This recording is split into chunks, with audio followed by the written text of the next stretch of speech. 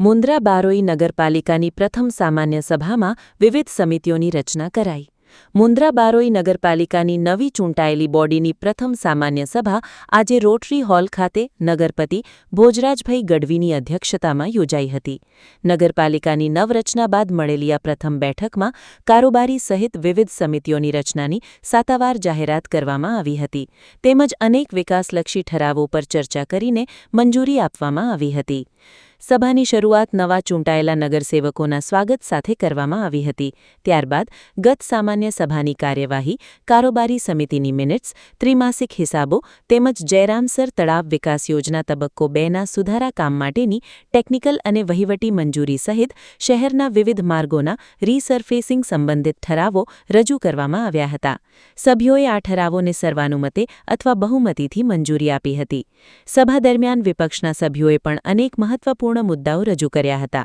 નગરસેવક ઇમરાન જતે કારોબારી સમિતિની મિનિટ્સ સમયસર ઉપલબ્ધ કરાવવા, સામાજિક ન્યાય સમિતિની રચના અંગે સ્પષ્ટતા કરવા, તમામ વોર્ડોમાં સમાન રીતે ગ્રાન્ટની ફાળવણી સુનિશ્ચિત કરવા તેમજ ગેરરીતિના આક્ષેપોનો સામનો કરનારા કોન્ટ્રાક્ટરોને ફરી કામ ન આપવાની માંગ કરી હતી. તેમણે નદી વિસ્તારમાં કચરો અને ચરો નાખવાની પ્રવૃત્તિ રોકી ડમ્પિંગ સાઇટ અંગે પણ સ્પષ્ટતા માંગણી કરી હતી. કાઉન્સિલર જાવેદ પઠાણે જયરામસર તળાવ વિકાસ યોજના 2 હેઠળ કાર્યરત કોન્ટ્રાક્ટરના કામ અંગે પ્રશ્નો ઉઠાવી ભવિષ્યમાં આવા કોન્ટ્રાક્ટરને કામ ન આપવાની માંગણી કરી હતી.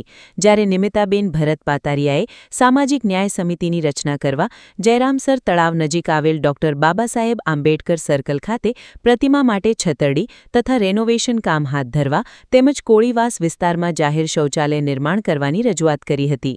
આ તમામ મુદ્દાઓનો જવાબ આપતા નગરપતિ ભોજરાજભાઈ ગઢવીએ જણાવ્યું હતું કે સભ્યો દ્વારા રજૂ કરાયેલા પ્રશ્નો અને સૂચનોનો અભ્યાસ કરીને યોગ્ય કાર્યવાહી કરવામાં આવશે. તેમણે નગરપાલિકા વિસ્તારના તમામ વોર્ડોમાં સમાન વિકાસની નીતિ અપનાવવાની ખાતરી આપી હતી.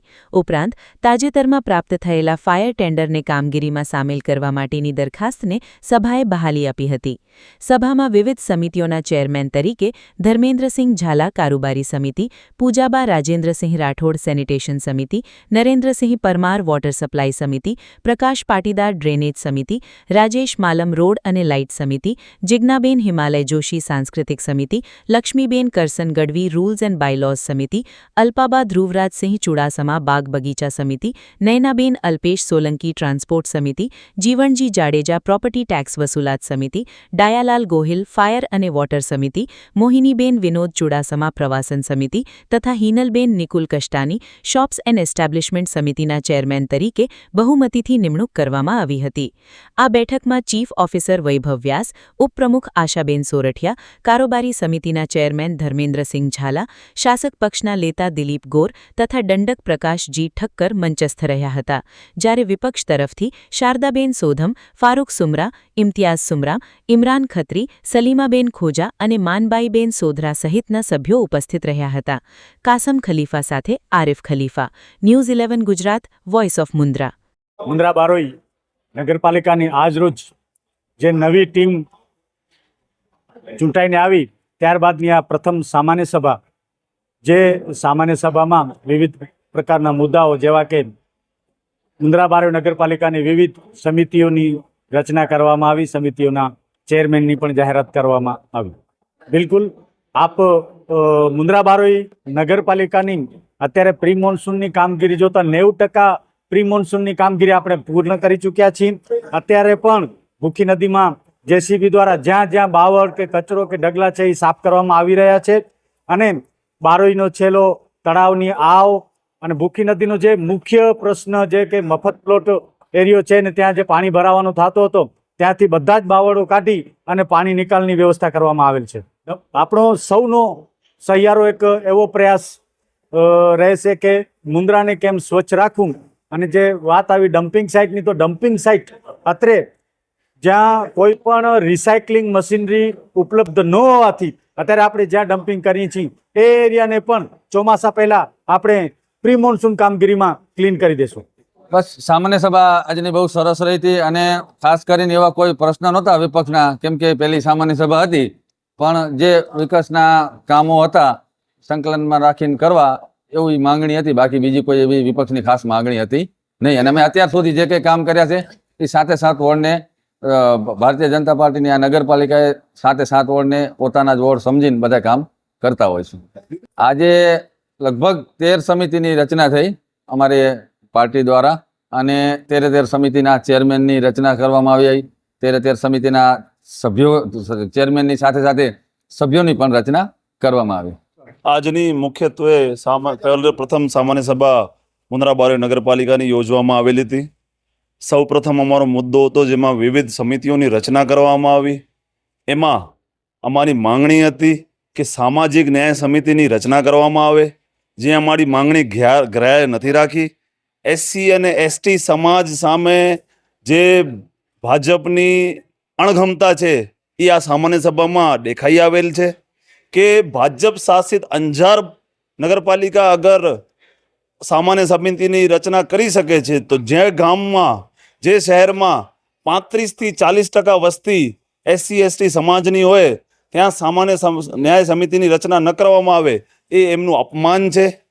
બીજી વાત કરીએ તો મુખ્યત્વે જે કારોબારી સમિતિ એ લોકોએ બનાવી એમાં પણ એક પણ દલિત સભ્યનો સમાવેશ નથી કર્યો. એટલે આ દલિત સમાજનો ઘોર અપમાન છે.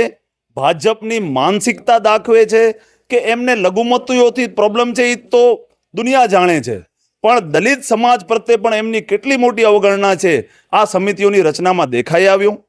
અમારી મુખ્યત્વે માંગણીઓ હતી કે ભાઈ જે જેરામસર તળાવમાં આ લોકો બ્યુટિફિકેશનનું કામ કરવા માંગે છે એમાં કોઈ પણ જે ભ્રષ્ટાચાર કરી ચૂકેલા છે એવા કોન્ટ્રાક્ટરોને સમાવેશ ન કરવામાં આવે અને જેરામસર તળાવને નર્મદાના નીરથી ભરવામાં આવે એવી અમારી માંગણી છે.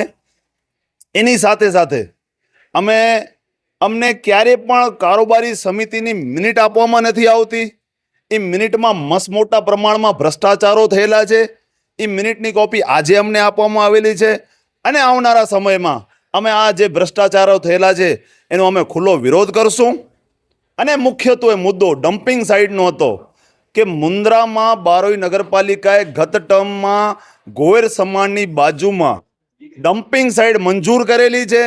ત્યાં ઇક્વિપમેન્ટ્સ પણ નાખવામાં આવેલા છે, ત્યાં બાઉન્ડ્રી લાઇન પણ કરવામાં આવી છે.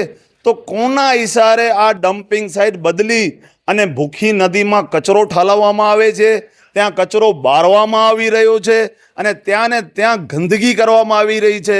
આ ગંદકીને તુરંત અસરે રોકવામાં આવે. પ્રમુખ સ્થાનેથી આ વસ્તુ કન્ફર્મ કર્યું છે કે ગોયર સમાજ સિવાય ક્યાંય પણ આખા વિસ્તારમાં ડમ્પિંગ સાઇટ નથી. તો એ ડમ્પિંગ સાઇટ નથી તો આ કોના ઈશારે કચરો ઠાલવવામાં આવી રહ્યું છે એનું એમને એક્સપ્લેનેશન આવનારા દિવસોમાં આપવું પડશે. અને અગર આ બંધ નહીં થાય તો અમે ગાંધી ચિરગિયા માર્ગે ઉગ્ર આંદોलन કરશું. रफ्तार का जुनून, स्टाइल का तूफान, आपकी मनपसंद टीवीएस बाइक अब मुंद्रा कच्छ में युवा टीवीएस शोरूम पर। शानदार ऑफर्स और आसान फाइनेंस का मौका न चूकें। अभी कॉल करें 9998812998 या 9724518848।